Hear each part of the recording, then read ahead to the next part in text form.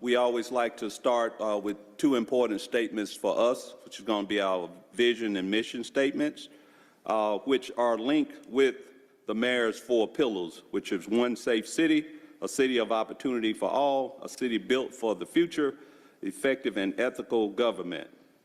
And our vision and mission, of course, reminds us of our commitment to our external and internal partners, as well as the community. Our vision statement is to protect the public while striving for excellence through exemplary customer service and promoting community involvement. And our mission statement is to provide a safe and secure correctional environment and enhance public safety through partnerships with the community and law enforcement. Thanks. And just to move into the first 2 pillars, one safe city and a city of opportunity for all. Of course, with the first pillar involves our collaborative effort with our partners, mostly our internal partners, including APD, where we assist them with events, transports, as well as training. As also the city of opportunity for all, we work with our external partners with food drives, working with the youth and other community details.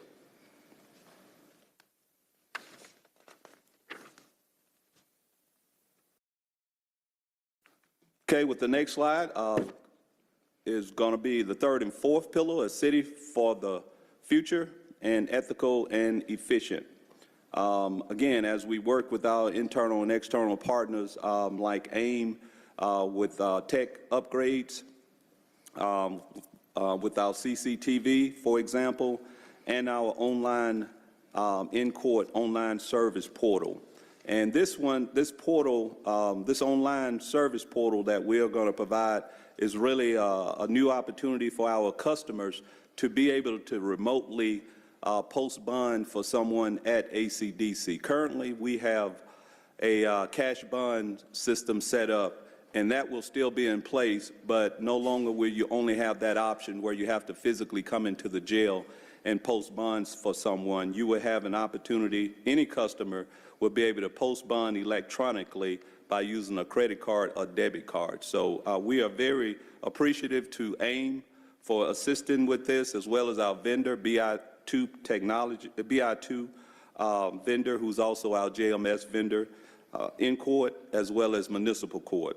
This will definitely enhance our customer service and efficiency. So we believe that we should be ready to go live somewhere around May 16th, but we'll definitely push that information out to the public. And of course, ethical and efficient, we hold our team to the highest level of professionalism and integrity.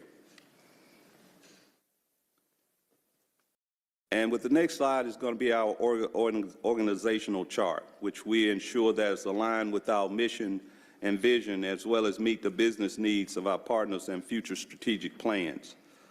Recently, we made some adjustments to our org chart to better manage and provide ample oversight of recent upcoming changes with the, for example, the Fulton County agreement and the build out of the diversion center. And as I introduced our 2 recently appointed deputy chiefs, they will be overseeing administration and operations for us.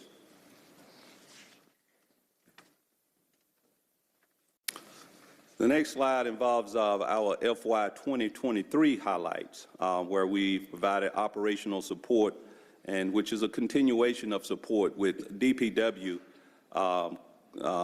clean sweep, and the APD code enforcement with cut and close details, where we utilize state inmates to assist with working in our council districts, which also provides an opportunity for these state detainees who are in transitional centers to meet their requirements as they work towards their release dates. So it's a very good partnership that we have with the state, and of course it's helping our community as well. And then additional details that we continue to work with APD as well as transport and other projects. One I want to highlight is our municipal virtual court. This is something that we began back during COVID and found that it has been a very efficient process for us as well as municipal court. So we have continued that.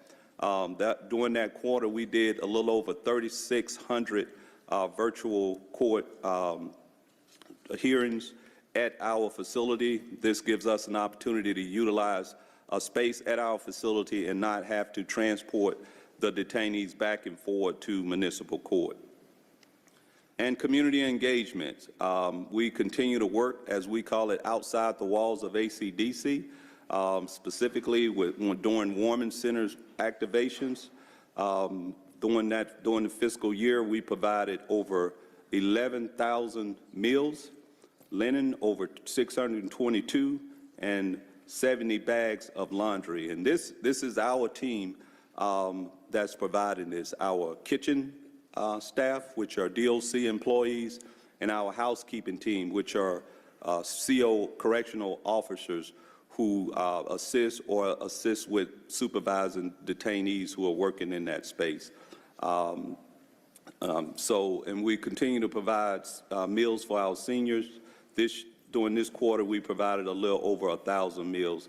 So we're very proud of the work that we do in the community as we continue to work to assist some of our most vulnerable citizens. And then other programs, as we mentioned, as our senior program, resiliency training, youth mentorship, and inmate work details. The next slide is a summary of our operation. As you could see, the budget trend, and obviously you can see the significant variance from FY21 actual to FY22. And I know some of you may be familiar with that, but this is when, during that period, during the previous administration, our personnel and benefit dollars were moved to the Executive Office of Constituency Services. So those numbers, except the FY actuals you see on the head count of 13, all were moved over to Constituency Services, and the $2.7 million was our operating budget for ACDC. And as you can see, the increase when they shift those personnel dollars back to ACDC jumped to a little over 14 million. Of course, last year with our budget trend, we were at a little over 16 million, and this year the proposed budget is $17,892,545.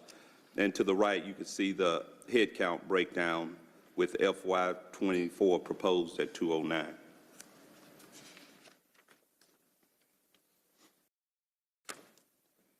And this is going to be our FY23-24 year-over variance.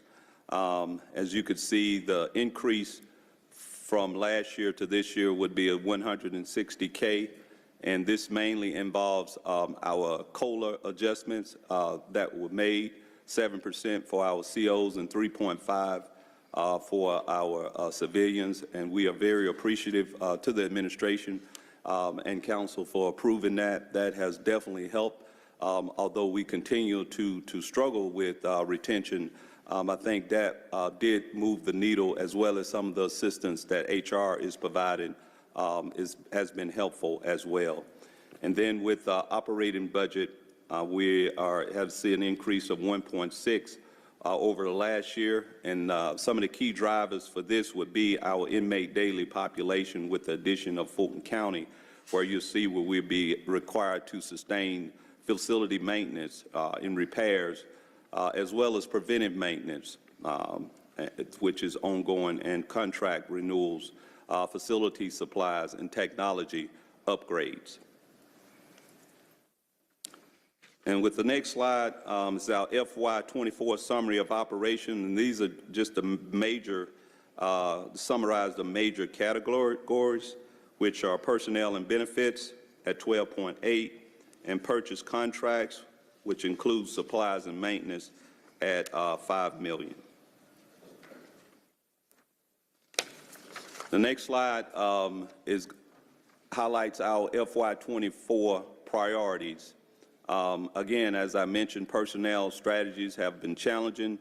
Some of the things we have done in the past is updated our org chart and made some operational changes. We've been able to utilize our recapture program as well as 520, and we appreciate council's support with that. And we're always managing and looking at ways to reallocate to ensure we fill those middle mission-critical positions.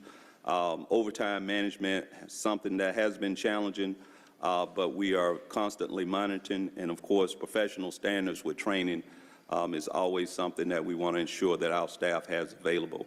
Other costs, as I mentioned earlier, was salaries and benefits, contract services, and facility upgrades with security, CCTV, and technology software, as well as maintenance repairs.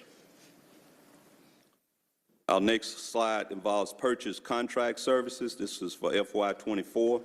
The facility maintenance repair. Again, this will be impacted with the new IGA agreement.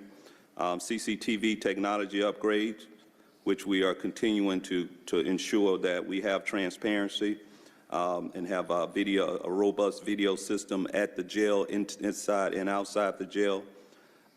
X-ray equipment and maintenance. We have seen, of course, with Fulton County, an increase of detainees and mail coming into our facility, so we want to make sure we have proper oversight with that.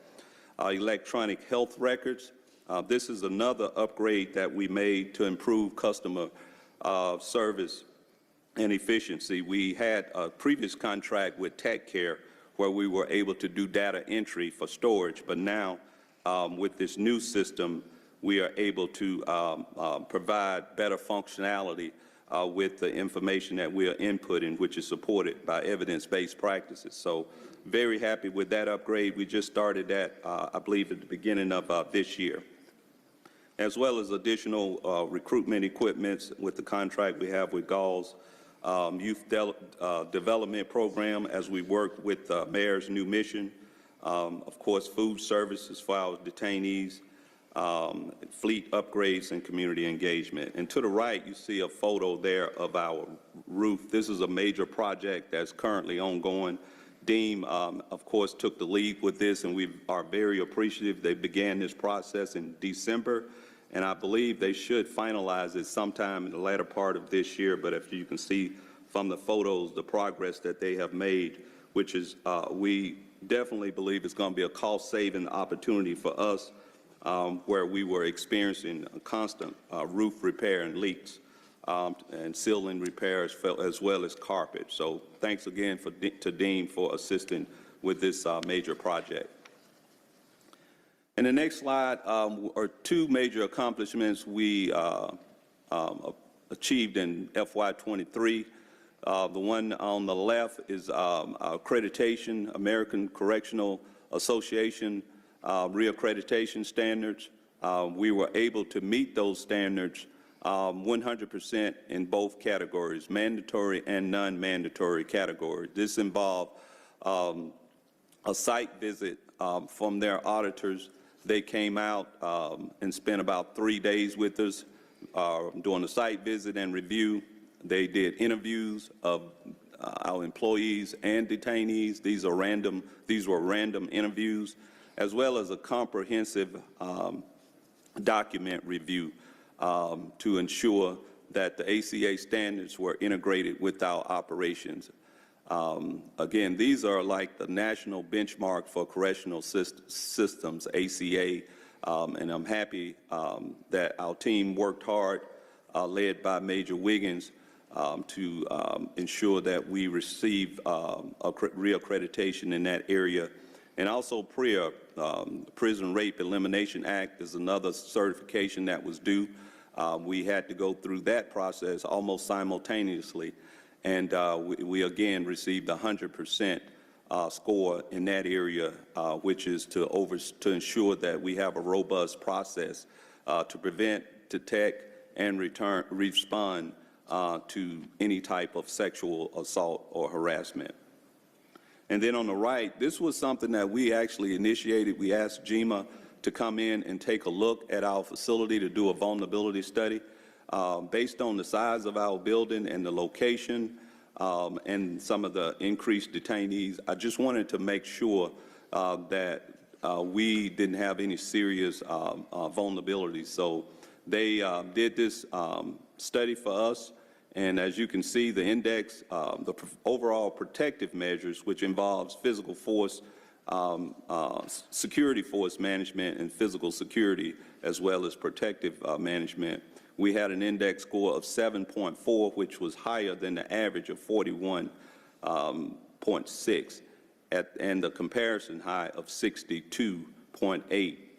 And this was compared to 117 other facilities, similar facilities in that group. And then overall, the resilience measures, which involves preparedness, mitigation measures, and recovery mechanism, our index was ranked at 57, which was above the average of 41, again, compared to 117 similar facilities. So we were proud of those scores. They did give us some recommendations for improvement, some minor improvements, which we have begun to make. And we're also working with DEEM on some perimeter improvements as well. And that will definitely be ongoing. The next slide involves our key metrics.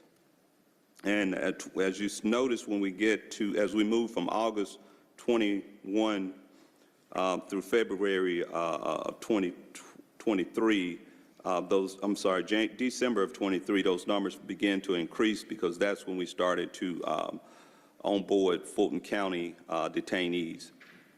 But as you can see, the numbers of detainees booked in FY 2021, 8,000 and a little over 8,600, and FY 2022, a little over 10,000, and currently we're showing actually the current numbers of FY 23, because we did these up until April 30th, but the current numbers are going to be 11,064, so we were slightly higher with our booking numbers than last year. Average daily population, 176.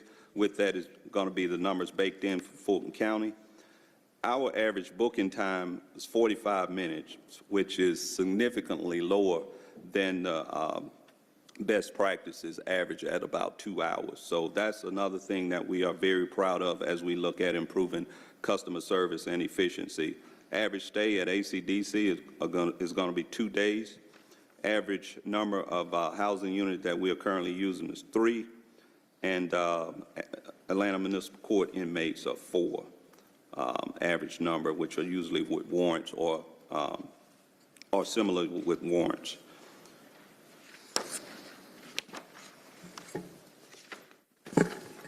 In the next slide are going to be additional key metrics. Again, we are including the Fulton County numbers with these metrics. And we don't have it in this presentation, but of course we do a jail population review analysis, which includes booking demographics, charges, and days in custody and reasons for release that we provide as well for council review. But with these numbers, as you can see, the ACDC numbers with booking are pretty consistent across the board with an average of about 946 booking cases per month. This is going to cover from December to April. And as you can see, the Fulton County numbers, they made their first transfer in December, where they transferred most or all of their females from the Union City Annex location. That, as you can see, that number we booked was 385 at the time. And the numbers fluctuate as they transfer their detainees in and out as we track those throughout JMS system. And then the average daily population, as you can see, are pretty consistent for ACDC. The latest number is 48. In Fulton County, average population number is showing at 382. And just to give you the latest numbers, I checked those numbers this morning around 6 a.m. We were at 29 males and 9 females. And again, those numbers fluctuate. That's a little lower than our average. And Fulton County has a total of 426, 133 males and 293 females that are housed currently at ACDC. And the next slide is just going to highlight some of the partnerships that we have with our internal and external partners. Obviously, we can't do what we do alone, so we are appreciative and wanted to at least show our main partners that we continuously work with, including DPW, Municipal Court, APD, especially the Code Enforcement Unit, Atlanta Fire Rescue, Human Resource, HR, which has been instrumental with assisting us with health and wellness, AIM, DEEM, Fulton County Sheriff's Department, Georgia State DOC, and Someone Cares Atlanta. This is a private company that works with us. They visit our jail weekly to provide HIV assistance and to begin that continuum of care that they provide.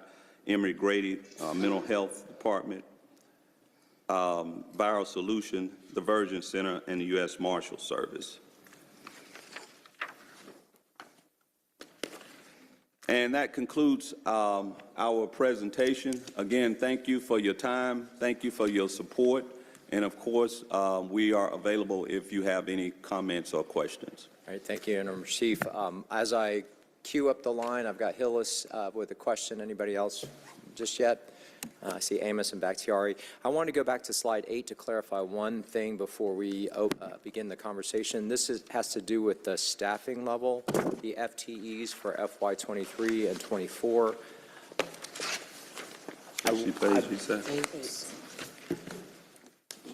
So I was talking with the finance team over there. If I understand this correctly in the table, I think we've got some numbers that are transposed. I believe the FY24 headcount, I think you've got 136 active and filled FTEs and then 13 vacant funded. So you're thinking to add 13 positions. So your total FY24 headcount would be, in the blue bubble, should be 149. That's correct. Okay. Yes, sir. So colleagues, if in the table, it should be 136 and then 136 in terms of active filled FTEs, and then in the blue bubble, it will be 149 instead of 136. So, great, yes, thank sir. you. All right, so with that, I'll open it up. Councilmember Hillis, followed by Amos, and then Bakhtiari. Thank you, Chairman Wan. Thank you, Interim Chief Dancy and your team. On the about 100% increase in purchase and contracted services from 878,000 to 1.2, actually it's more than that. It's quite a bit more than that. What accounts for that? Because I mean, in the explanation, it is in our budget book. It says additional funding to support the IGA with Fulton County for the transfer of detainees to the Atlanta Detention Center. To me, that should be something that Fulton County is supporting, not us. Well, so what accounts for that? I'll answer that. 878,000 budget to $2.5 million budget. I'll be happy to answer that. So in the construction of the budget, if you recall, during the anticipations portion of the revenue anticipations. I'm sorry, Bala, could you, CFO, would you mind restarting? I didn't catch the first part of that. I said I'll answer that. If you recall from our presentation yesterday, there was a page about all the anticipations. There was anticipations for building rentals that went up significantly. That was due to the lease from Fulton County. So when you anticipate those revenues into the general fund budget, then we allocate expenses accordingly in the budget allocation process as well, too. And CFO Bala or whoever can answer this, does two questions. One, do we have a figure so far of our revenues from the Fulton County lease up to this date from when it started? So for FY23 so far, we have about $500,000 bill. $500,000? Yes. Our anticipations for next year, the entire fiscal year, is roughly about $6 million. And is anything in the corrections budget currently going to another cooperative agreement with Fulton County? Does anything in this cover the diversion center that's currently under construction? If not, where is that budgeted for in our general fund budget? So, no, not in corrections budget, the diversion center allocations in non-departmental. Say that, Diversion center allocation is in the non-departmental section, it's not in corrections. We can certainly share that with you guys. all that I have for now. All right, thank you. Thank you. Councilmember Amos, followed by Bakhtiari. Yes, sir. First and foremost, thank you and your leadership and team for what you do. You really do a lot more than corrections, which brings me to what we in the community used to call the Weekend Warriors program, or you got it adequately written down as the cut and close. What stats do you have on that as far as what we're able to do? And I guess it is mainly dictated by code enforcement, but where in your budget is that allocated, and how can I ask for you more money to get out there and do more with it? Well, definitely, of course, maintenance and supplies, but also personnel, because what we do is we utilize state DOC detainees. These are, state convicted inmates that we have to monitor and supervise during that time. And there are state requirements and regulations with that oversight. So we want to make sure we ensure we have adequate personnel to provide, protection and security for the community and the detainees as well. So that's something that we kind of reallocate personnel from ACDC or Grady sometime to assist with those details. But that's been the biggest impact with constantly doing those details. The state has been very generous with providing personnel, and these are volunteers. It's not mandated, but they do have to do community service, and a lot of them do choose to work with ACDC, so it's been very helpful. Councilmember Bakhtiari. Well, nope, good afternoon, not good morning. Hi. Good afternoon. Thank you all so much for being here and for what you all do. I was going to ask really quickly, one thing I wanted to say, I believe in our, in the contract that we drew up with Fulton County, and I'm not certain who's responsible for this, we were supposed to have a written monthly report, wasn't it? I don't believe that that's been occurring. Is that you all, do you know, go ahead. Sorry. Oh, the jail population analysis? Yes. Not not the monthly check-in on what is occurring in ACDC. So, Just with the transfer, so we can better keep an eye on things.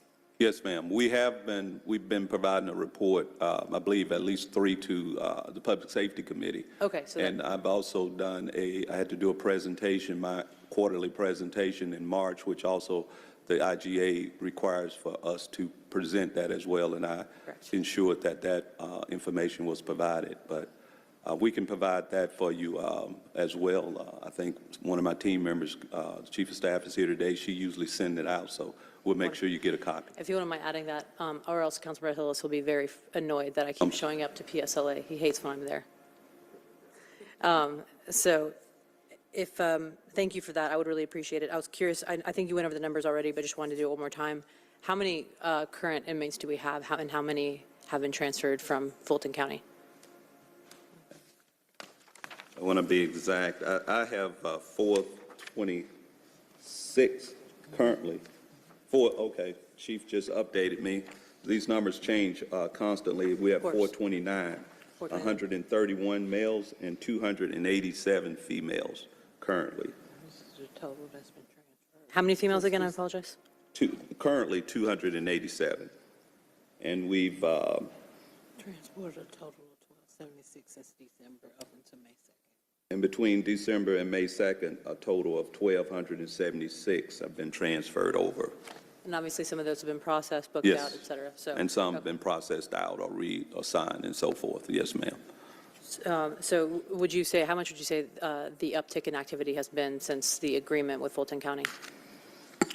Well, we have definitely seen more, in which we expected, more maintenance calls to ensure that we sustain those issues.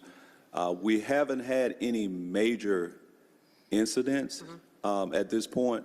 I could say that I've been very pleased with Fulton County's response, especially at their command level. They meet weekly with my command staff to talk about issues and try to work to be proactive. There are some ACA requirements where we meet with them monthly to ensure that they are hitting those outcome measures. We constantly are working with them to make adjustments because we come in contact with their detainees daily as well. We don't provide security for them, but as they move through our facility into our space, we want to make sure that we have personnel there to assist with that escort as well as searching the detainees when they leave and return to ACDC. Thank you. And just real quick, you brought up this actually, when you were giving your answer, it reminded me of something I wanted to ask. One of the things that I was concerned about, and I believe a couple of us were concerned about, was any type of health conditions of inmates coming over if they were getting proper medical treatment.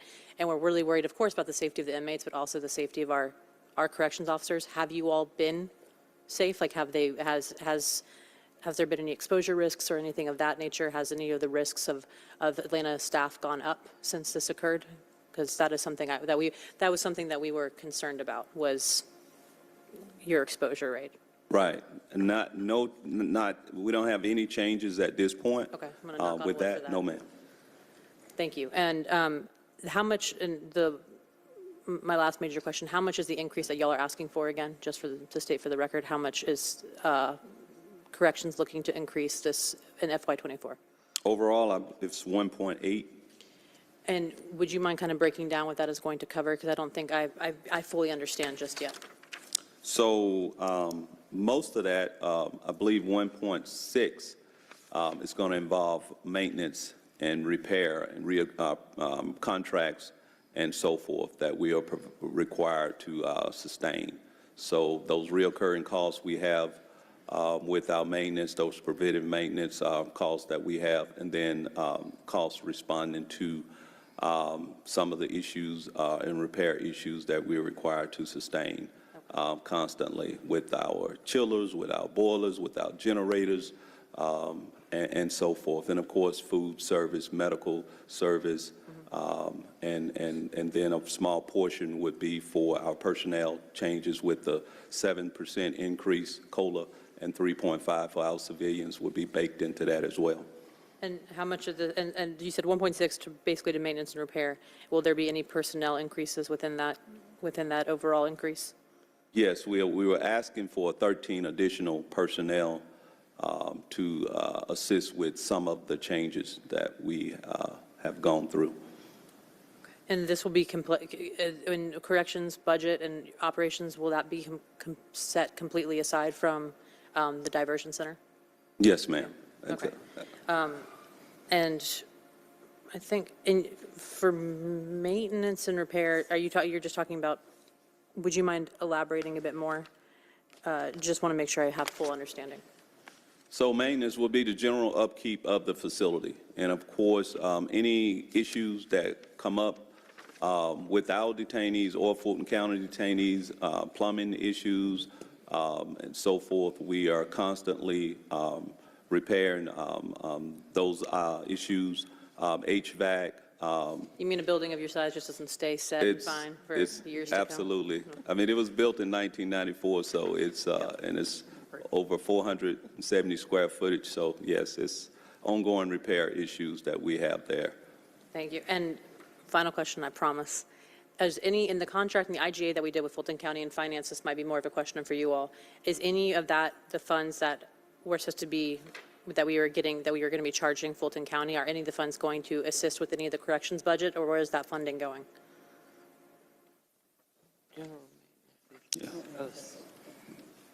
So,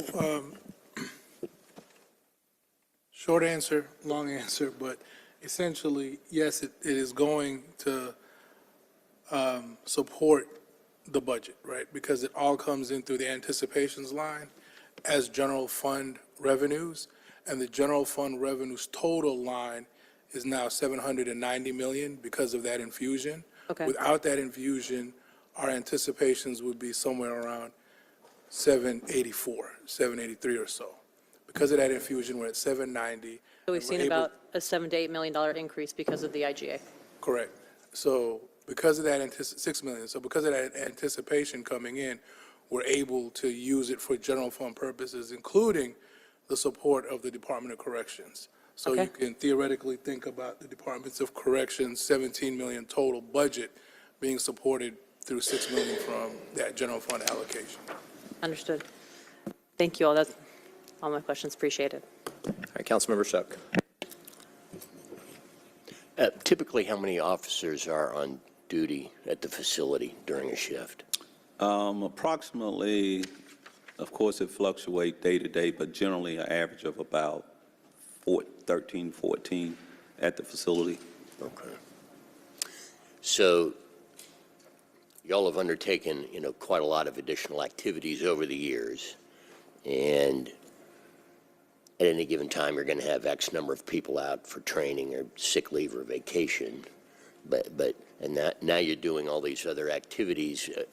Do you believe and there's going to be a slight increase here, do you think that's enough to allow y'all to successfully and adequately undertake all of these many functions? At this point, yes. What we forecast, I think, with the additional 13 that we've requested and been approved, with that addition and with us being able to fill those vacancies and reduce our retention numbers, then I think we'll be in a good space with those numbers to provide security at ACDC and Grady. Has the ratio of officers to inmates, has that changed much over the years, or has that more or less been static? Over the last maybe 2 years, it's been pretty much static. Of course, there was a significant drop Right. prior to that, but the ratio has pretty much been the same. And then given all these additional activities, do you have the rolling stock required to move your people and other people around? Yes, yes. But I think that when you look at the numbers, it's kind of tricky, but the way the model that we have for the pods, for example, if our pods currently that we are occupying for ACDC males hold 46, but we utilize the same number of personnel, whether it's 15 or 46 with that model, which is, the ACA standards. With the numbers going up and down, we don't see a major impact until occasionally when we have overflow. If GSP or APD has a detail, then those numbers are moved. But in general, we've been able to sustain with what we have. I think we'll be in a good space if we could fill those vacancies and with the additional 13 that we are asking for in this proposed budget. Is the line of work, the core line of work you're all in, is that subject to, sort of these employment pressures that other activities are being subjected to? Or, do you have an adequate pool of people to coming to you and wanting to do those jobs? It's been challenging, and that's what we have seen nationwide. And when we talk to our partners, everyone is in that space. We sent our team last year to a conference specifically for recruitment that the American Jail Association put on, and they've seen very similar issues and concerns, pretty similar to across the board in public safety. So, yes, sir. Well, thank you for all the activities that y'all perform. Thank you, sir. Councilmember Boone, followed by Hillis. Yes, thank you, Chief. I just wish more people could see you all in action. I really do, because the way you all help with the warming centers, bringing supplies over and over and over, those meals that you all provide, and being there when no one else is there to interact with our staffs is just phenomenal. So you all have been true partners. I personally have watched your organization get stronger and stronger and stronger under you all's leadership. So I really appreciate what you all do. It's very serious business. When correction shows up, folks know that it's time to get down to business. those centers are clean and orderly, and for that, you all should be commended. So on behalf of the citizens of District 10, we really appreciate that. Whether it's blankets, toothpaste, soap, you all never run out. And when you are taking care of that population, it's very, very important. What you all do for these seniors is unbelievable. So thank you all again so much. Whatever you all need, we are here for you. And again, thank you for your leadership, Chief and Deputy Chief Johnson, who we interact with. We really, truly admire what you all do. Thank you. Thank you, ma'am. All right, Councilmember Hillis, then back to you, Ari. Thank you. Again, Chairman Wan, I want to pick up where Councilmember Shook kind of touched on, is shifts and FTEs versus the city's inmate count. And this has come up in previous budget years, but before we get into that, how many staff does, to cover their number of inmates, Fulton County have at the facility currently? I'm not sure currently. I know that they have, as we meet with them, they have been consistently staffing according to the required model, the ACA standard. I can't say I haven't gotten a count as of late, but haven't had any, so far, any concerns with them adequately staffing their area. If you could just give me those numbers, would appreciate it.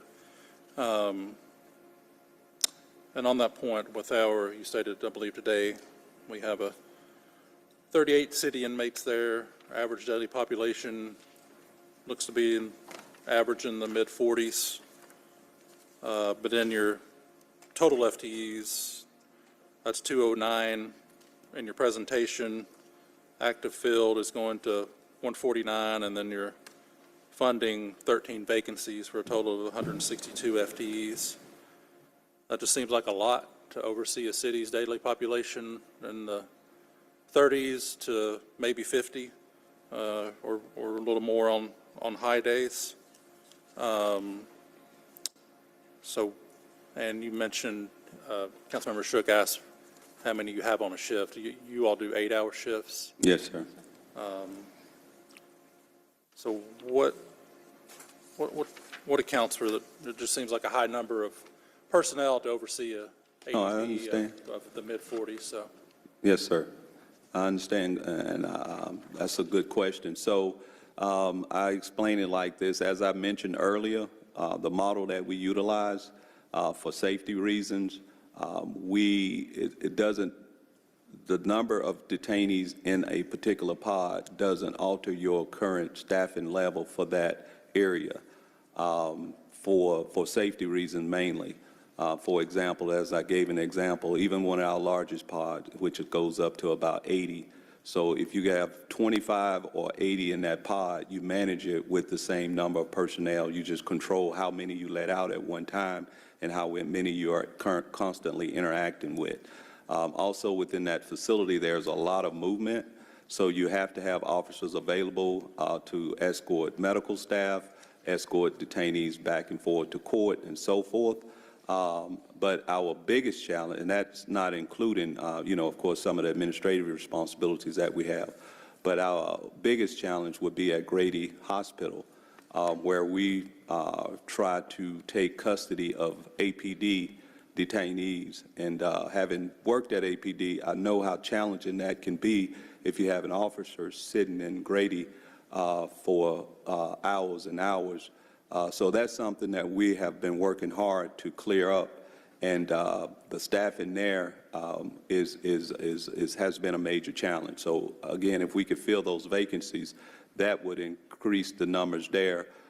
Currently, I think we have about 6 officers on shift at Grady. That's in those numbers, and so we are constantly moving officers from ACDC back to Grady when those numbers, because it's unpredictable, right? Generally we have about 2 or 3 detainees at Grady at one time. Just this week I saw the numbers where they jumped to 5. and we only had 5 people assigned there. So again, to ensure that we make that transfer as quickly as possible, get APD back on the street where they want to be and need to be, we have to make sure we are moving those personnel from that space to accommodate that.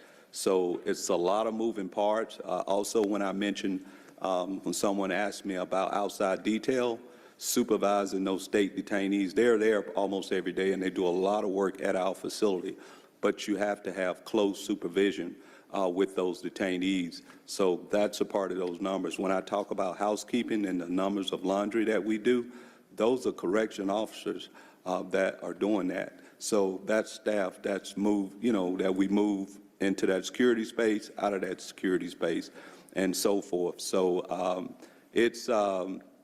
I definitely understand and respect your question, but to fully run an operation efficiently and not to compromise security, I wouldn't change those numbers.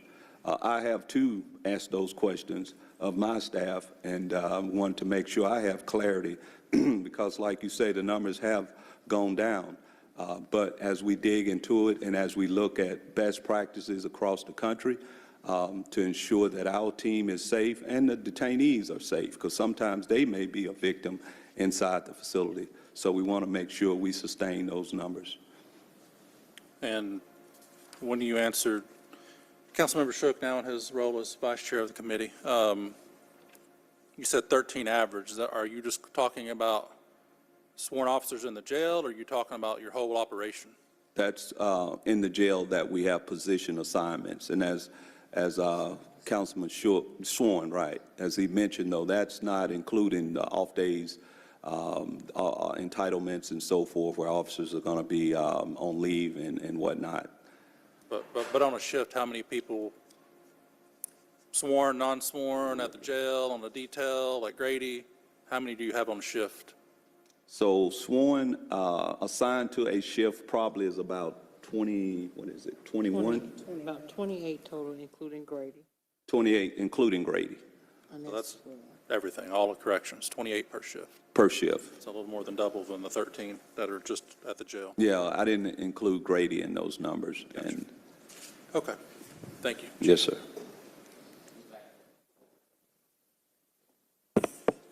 I'm back.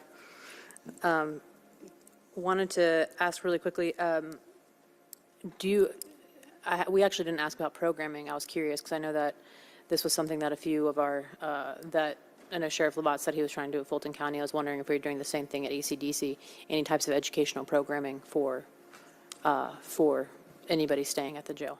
Yes, we actually have a program manager that's involved in program. The biggest challenge with that is, of course, our average daily stay at the facility. Most of our detainees, unlike Fulton County, are in and out. And of course, we have the signature bond process, so a lot of them are being booked and processed, but are not staying with us. So it's hard to have a sustained program.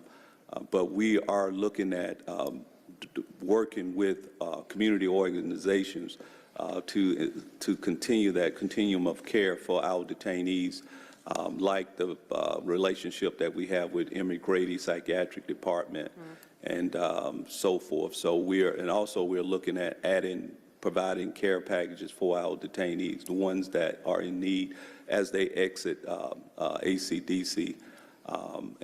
So yes, we are looking at that, not to the magnitude that Fulton has, but yes, ma'am. And I believe this was in the presentation, but I wanted to ask just to state openly again for the record, what is our average length of time for someone to be in ACDC before they see a judge? I ask because there was an issue of backlog with Rice Street. We were hearing prisoners were not seeing judges for longer periods of time. That was also leading to there being an overpopulation issue, amongst many other factors. And I was curious, do we have that same issue? No, ma'am. 24 hours. Yeah, they are able to see a judge less than 24 hours, usually daily. Yes, ma'am. Thank you. Anyone else? Ms. Boone? Question, when is Corrections Week? Oh, thanks for asking. It's actually next week, ma'am. Next week? Yes. Okay. Please make sure we know whatever activities you all have. We want to come over and visit. Absolutely. Join Thank us you. With Corrections Week. That's a great celebration. Thank you. Congratulations. Thank you. Anything else for corrections? All right, not seeing anyone's hand up. We have approximately a 36-minute recess in our immediate future, and so then we will be back here for Atlanta Citizens Review Board, a review of their proposed budget at 2:30, and we'll wrap up at 3 o'clock with Department of Law. If there's no objections, we'll go into a 36-minute recess. Be back here at 2:30. Thank you. Thank you, Corrections. Thank you. Thank you.